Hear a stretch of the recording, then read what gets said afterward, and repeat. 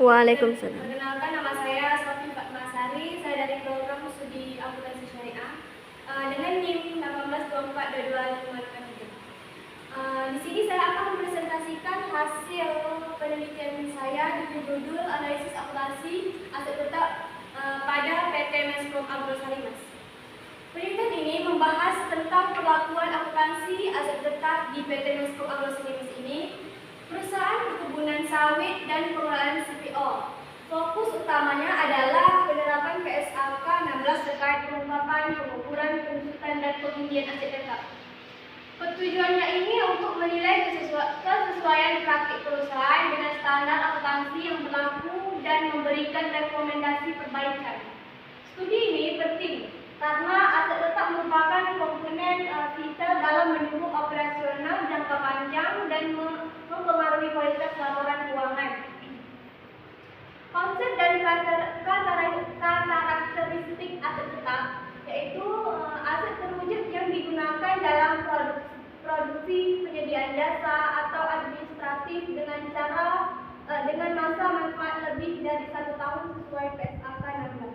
Karakteristik utamanya ini yang pertama berwujud fisik, digunakan dalam operasi normal perusahaan, memiliki masa manfaat lebih dari 1 periode.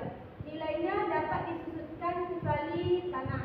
Klasifikasi aset tetap yang pertama tanah, gedung dan bangunan, peralatan dan mesin, kendaraan, perabot dan perlengkapan kantor. Pengakuan dan pengukuran aset tetap.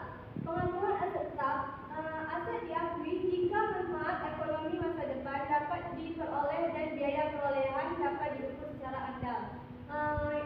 Lanjut pengukuran awal. Biaya perolehan meliputi harga beli, biaya pengiriman, pemasangan dan biaya lain yang diperlukan agar aset siap digunakan. Selanjutnya pengukuran setelah pengakuan. Perusahaan dapat menggunakan model biaya atau model revaluasi untuk mencatat aset tetap setelah pengakuan awal. Penyusutan aset tetap. Alokasi sistematis dari aset lama masa manfaatnya menggunakan metode yang sesuai.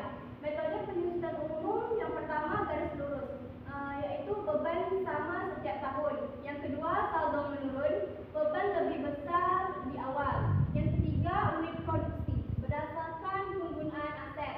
Yang keempat jumlah angka tahun, beban penurunan bertahap. Selanjutnya faktor penyusutan.